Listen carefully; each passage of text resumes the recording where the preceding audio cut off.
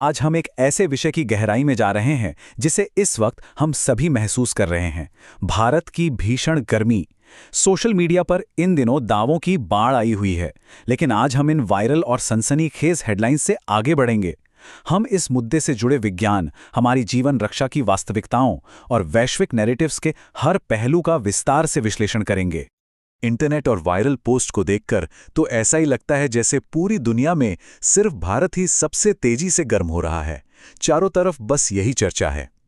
Okay, चलिए इसमें गहराई से उतरते हैं और देखते हैं कि क्या ये सच है या फिर इंटरनेट कोई बहुत बड़ी और असली कहानी मिस कर रहा है।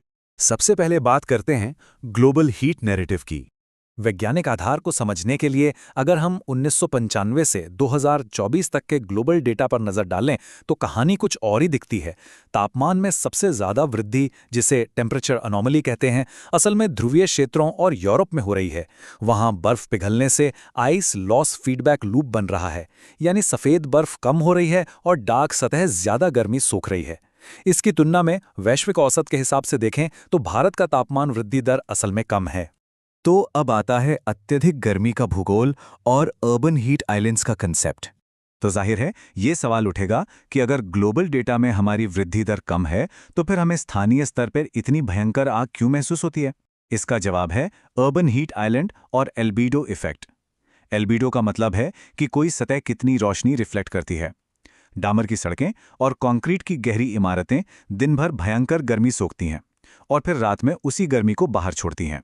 शहरों में हरियाली कम है, इसलिए कंक्रीट के ये जंगल आसपास के ग्रामीण इलाकों की तुलना में एक हीट आइलैंड बन जाते हैं।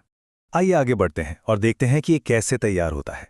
मौसम विज्ञान की इस 4 स्टेप प्रोसेस को समझते हैं जिससे एक हीट डोम बनता है। पहला, आसमान में बहुत ऊपर बहने वाली हवाएं, जिन्हें जेट स्ट्रीम कहते हैं, वो मुड़ने लगती हैं।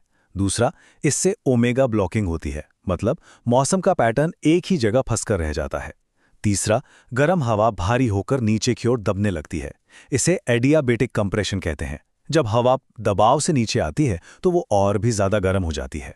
और चौथा, इस भारी दबाव के कारण नीचे से हवा ऊपर नहीं जा पाती, जिससे बादलों का बनना बिल्कुल रुक जाता है। हम लिटरली एक गर्म ओवन या हीट डोम के अंदर कैद हो जाते हैं।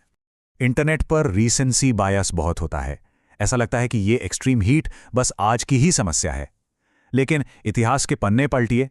1949 में गर्मी के कारण भारी पशु हानि हुई थी। 1958 में तो मौसम विभाग को गंभीर लू के नए पैमाने ही बनाने पड़ गए थे। 1973 और 1980 के दशक में भी हमने ऐसी ही ऐतिहासिक गर्मियां झेली हैं। तो ये पूरी तरह से कोई नया फिनोमेना नहीं है। तो आधिकारिक तौर पर लू यानी हीट वेव डिक्लेयर कब की जाती है? इसके लिए भारत के मौसम विज्ञान विभाग यानी IMD के नियम काफी स्पष्ट हैं। अगर पहाड़ी इलाकों में तापमान 30 डिग्री सेल्सियस पार कर जाए, तटीय यानी कोस्टल एरियाज में 37 डिग्री और मैदानी इलाकों में 40 डिग्री सेल्सियस पार हो जाए, तो आधिकारिक रूप से इसे हीट वेव माना जाता है। विज्ञान और भूगोल से निकलकर अब बात करते हैं एक बहुत ही प्रैक्टिकल मुद्दे की, एयर कंडीशनर, विलासिता या जरूरत। अब इस स्लाइड के बारे में जो सबसे दिलचस्प बात है वो यह है कि हमारे देश में एयर कंडीशनर और कूलर्स पर 18% GST लगता है। सोचिए, जब साल के 9 महीने भयंकर जानलेवा गर्मी पड़ती हो तो हमें यह गंभीरता से सोचना होगा कि क्या आज के समय में AC को एक लग्जरी आइटम माना जाना चाहिए या फिर एक्सट्रीम हीट से बचने के लिए ये एक बुनियादी जीवन रक्षक जरूरत बन चुका है। यहीं से शुरुआत होती है जलवायु असमानता की खाई की। ये 18% टैक्स सिर्फ इकोनॉमी का नहीं बल्कि क्लाइमेट इनइक्वालिटी का सीधा मामला है। विश्लेषक ये डिबेट सामने रखते हैं कि उच्च आय वाले परिवार तो 18% GST आसानी से दे सकते हैं और पावर कट होने पर महंगे इन्वर्टर भी लगा सकते हैं, लेकिन दूसरी तरफ निम्न आय वाले परिवार इस भारी टैक्स के चलते कूलिंग एक्सेस से ही बाहर हो जाते हैं। एक्सट्रीम हीट को लेकर उनकी वल्नरेबिलिटी सबसे ज्यादा है। तो क्या जीवन रक्षक उपकरणों को लग्जरी मानकर उन्हें टैक्स के दायरे में रखना एक बहुत बड़ी असमानता पैदा नहीं कर रहा? बचाव के लिए क्या कदम उठाए जा रहे हैं?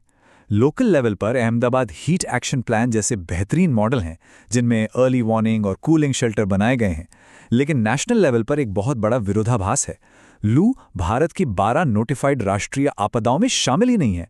इसका सीधा मतलब है कि पीड़ितों के लिए कोई डायरेक्ट नेशनल मुआवजा नहीं है। ऐसा इसलिए भी है क्योंकि लू से होने वाली मौतों का कारण तय करना मुश्किल होता है। लोग अक्सर स्ट्रोक या डिहाइड्रेशन से जान गंवाते हैं। हालांकि राहत की बात यह है कि अब वित्त आयोग ने इसे आपदाओं की लिस्ट में शामिल करने की सिफारिश की है। हमारा आखिरी और बहुत अहम हिस्सा, ग्लोबल साउथ बनाम पश्चिमी पूर्वाग्रह। जरा मैक्रो लेवल पर ग्लोबल क्लाइमेट पॉलिटिक्स को देखते हैं। अंतर्राष्ट्रीय मंचों पर पश्चिमी देश अक्सर विकासशील देशों से बड़े पैमाने पर जंगल लगाने की मांग करते हैं। लेकिन यहां डेटा एक बड़ी सच्चाई बताता है। भारत की 51% भूमि पर सक्रिय रूप से खेती होती है। कनाडा या ऑस्ट्रेलिया जैसे देशों के पास बहुत सी खाली जमीन होगी, लेकिन हम अपनी आधी से ज्यादा जमीन पर खेती करते हैं। ये आंकड़ा पश्चिमी देशों की अव्यावहारिक मांगों के खिलाफ एक बहुत मजबूत तर्क है।